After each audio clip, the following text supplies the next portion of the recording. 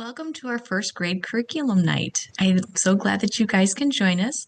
I'm going to take you through a little bit of our curriculum that we do here in first grade at CCLS and hopefully answer questions that you may be wondering about. If there's any questions that you have, feel free to write them down and send them to me in an email. I'd be happy to respond to them as soon as I get your email. So here we go. In first grade, you know me, I am Mrs. Fisk. This is my husband, Mr. Fisk, in the picture here.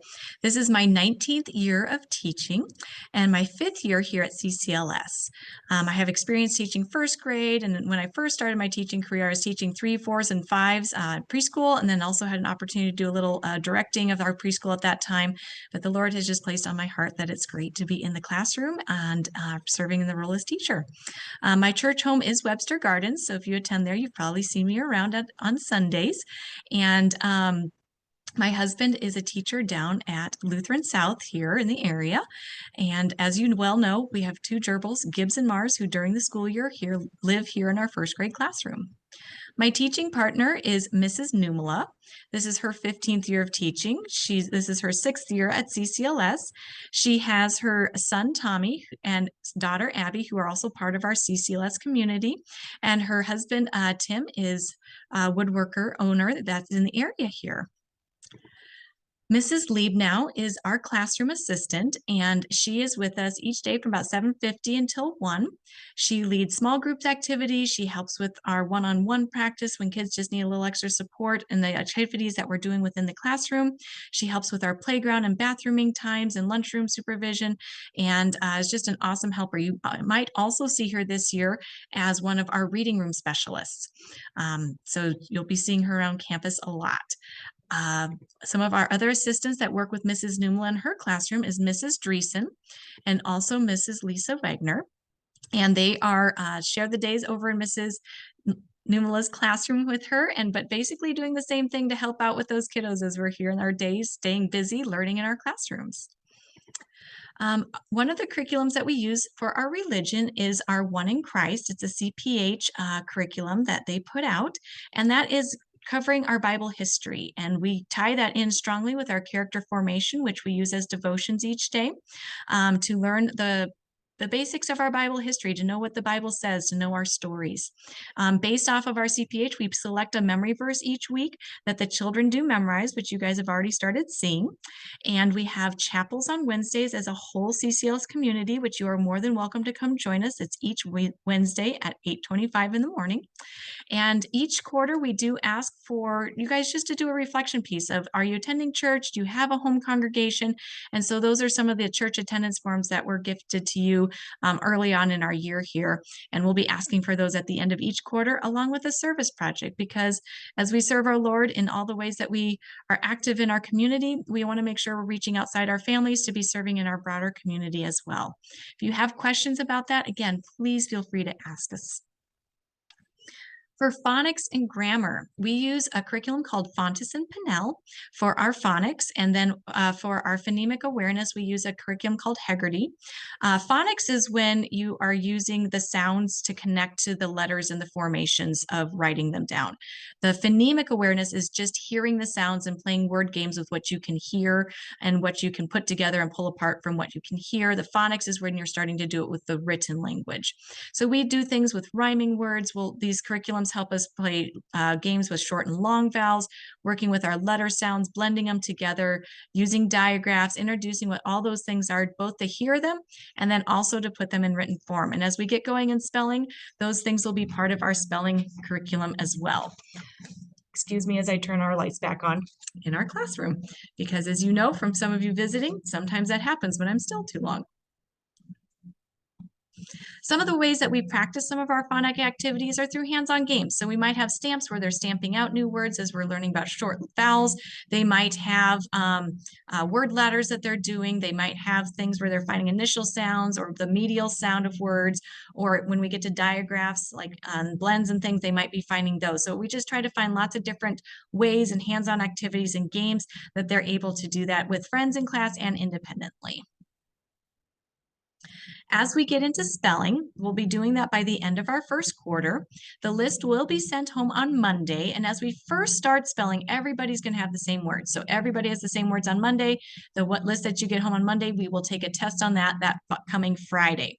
Now, during the week, we'll do activities in the classroom to practice, but we're also asking that you practice those words at home during the week.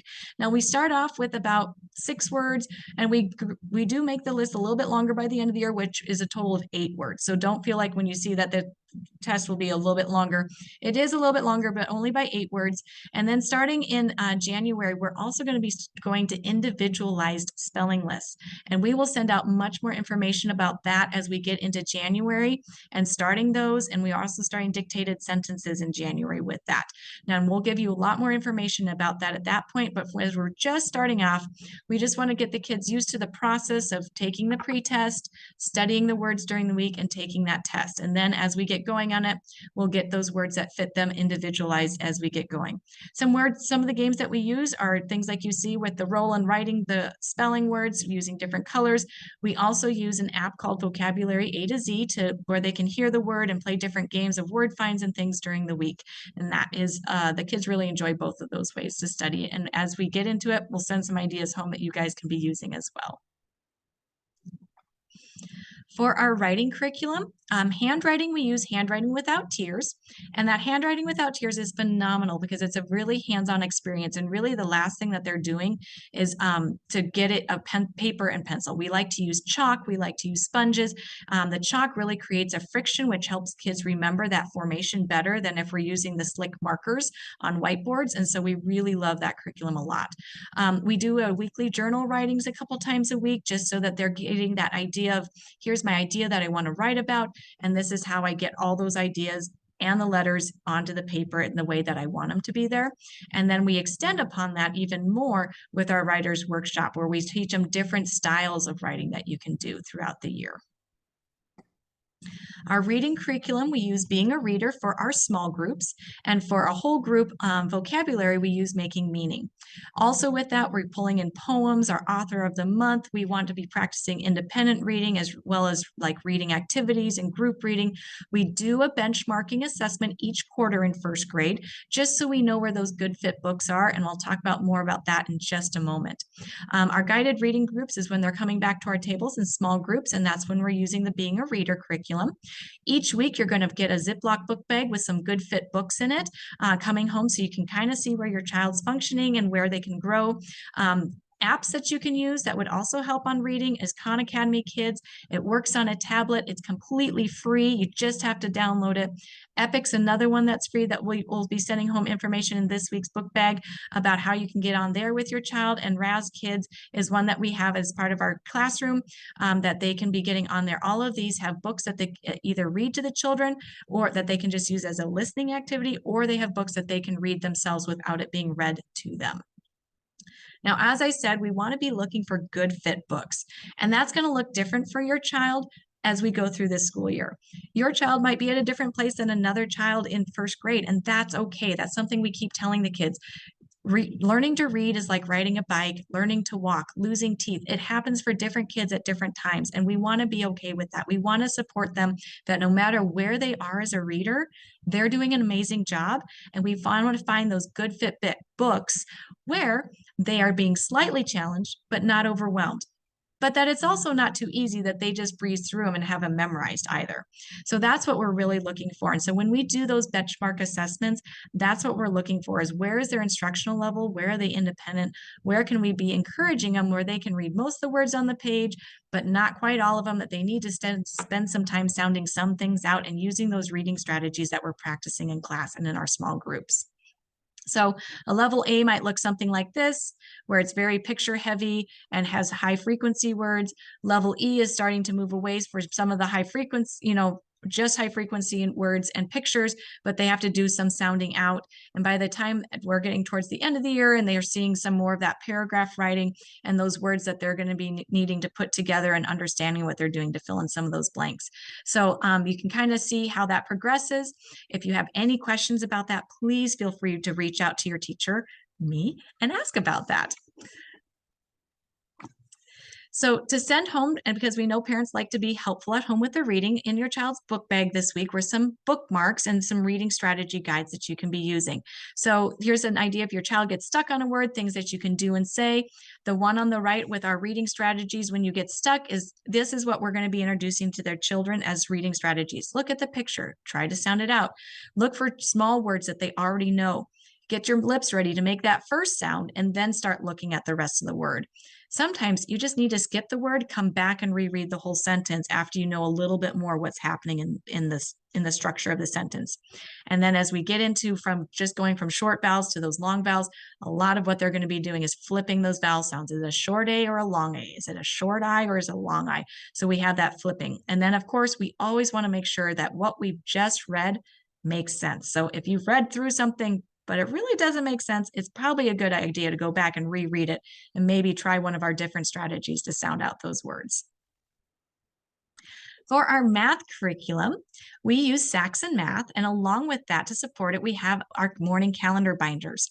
So we have our daily calendar time, but in our binders, it allows each child to write down what we're doing. So instead of just seeing it up in the front of the classroom being talked through, they're each individually being participating in by what they're writing down in their calendar binder. So they're writing the date, they're writing what's happening for the weather, they're building the number of school days we've had, but not just with a digit, but building it out, maybe using 10 frames or, the base 10 blocks. Sorry, I forgot the words there for a moment.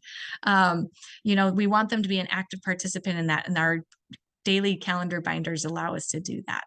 Some apps that we do use for math for some of our centers is Extra Math, which is practicing math facts each day. This is something that they can have an opportunity when we have math centers for sure on Friday. And then if we get through our assignments and we have some extra time, they're always welcome to go into that same center during that week. Khan Academy Kids, again, that free app has a math section to it. It has reading, it has the books that you can listen to, but it also has math. So we send them that way too, to do some math practice with all sorts of different concepts.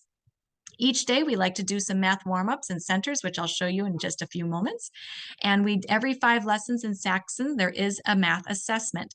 So the 2 grades that your child will be getting a letter grade for this year is in spelling and in mathematics. And so this is those assessments that happen every 5 lessons is part of that assessment that will reflect their grade on their report card. Here's some of the math activities that we do. So a math warm-up might be, let's color it on the hundreds chart. I'll say a number, they need to find it on the hundreds chart. As we get going in the year, I might say, what's 1 more than 4? They need to color in the number 5 at that point. If it might be later on, it might be talking about what's the number between 4 and 6. So depending on what we're doing in our math at the time, we'll use that hundreds chart to really help them understand the relationship between numbers. Then they use those relationships and what we're learning in our Saxon Math lessons to apply it in different ways. We have 0 to 9 tiles that they're using it to apply to counting the dots and adding them together. It might be spatial reasoning. As you can see, we have some graphing activities, or again, filling in the missing number on the hundreds chart, and all different games. And these change as we go through the year to match what we're learning about in our math time. Our science curriculum we use is FOSS, which is a wonderful hands-on curriculum. There will be lots of hands-on learning when we are in our science time with experiments, growing, how do things work, experiencing things. And then after those experiences, we have our science journals. And in those journals, we're going to be writing down what we observed, what changed, why did it change? Why do we think that happened? If we built something like a parachute, what would I change for it for next time? So we have those science journals to be recording those observations, to be recording those thoughts of what we're learning about in our science time. Starting 3rd quarter, your child will have the opportunity to sign up to be our scientist of the day. And what that is you will select with your child a science experiment for them to show the class. They will come in a morning that you'll sign up for and show them and show the class what that experiment is and what's happening during it. Excuse me as I turn on my lights again. So be watching for that as we enter into 3rd quarter after our Christmas break. And those will run pretty much through the end of the year with having the number of children that we have in class this year, but it's something the kids really look forward to. We try not to do them on chapel days just because we want to be down to chapel on time. Our social studies curriculum, we use TCI, and with TCI, we are going to be talking about communities. We're going to be talking about maps. We're going to be talking about United States symbols that we have in our country and why they're important. We're also going to be talking about change makers and the change they made in history. Something else that we use as our social studies is called second steps, and this is speaking to the emotional side. We want to talk about how, when we look at a friend's face, that we can see how they're feeling by looking at their face and knowing if their eyebrows are up and happy or down and maybe a little sad or upset. We want to talk about how do we encourage ourselves with self-talk? How do we help ourselves focus by using self-talk to remind ourselves of the steps of the directions just given? So Second Steps is a really awesome curriculum to help our kids emotionally and socially of how to interact with each other and how to encourage and help themselves as they go and work and respond to the community around them. As we've sent out in newsletters, this is our weekly homework plan. So on Monday evenings, we have our memory work, and that will be the Bible journal page that you've already seen come home. And then each Thursday, they will recite that Bible verse. Math homework will be sent home on Tuesday and Thursday nights until spelling starts. Once spelling starts, we're going to start using that Thursday evening for spelling practice before the test on Friday. And then our reading practice will be those Ziploc book bags that come home on Wednesday with poems we've read in class, with a good fit book and the reading log. Maybe those books aren't the ones that your child enjoys reading, so you have a different book that they choose to read at home. Maybe some nights they're just tired, it's been a long day, and you still want to have some time with them with literacy, so you read to your child. We're just encouraging that your child has about 20 minutes a night in reading. If they're reading, if you're reading to them, if you're splitting that between you, these books are an option, or other books you have at home. Please don't feel that you have to get all the books in, but it's just we're looking for about 20 minutes an evening. Maybe one night it's only 10 minutes. That's okay. Give yourself some grace, but we're just looking and encouraging kids to be active in their reading, because the more we practice, the more that we engage with it, the more fun and the easier it becomes for our readers. Spelling will start by the end of first quarter. We will send that home on Thursday night practice, and then our tests are Friday. But remember, those words will be sent home that you can start practicing at home on Monday night. But the homework assignment that comes back to us on Friday morning is going to be a spelling assignment. So just so you know, those words will come home on Monday, so you have more than one night to practice. It's just that we'll have an official homework assignment that goes home on Thursday that has to do with our spelling words. And if you have questions about any of this homework, please feel free to ask. Again, we've been talking about Blackbaud. Our classroom weekly newsletters will be posted under newsletter links on our Blackbaud bulletin board.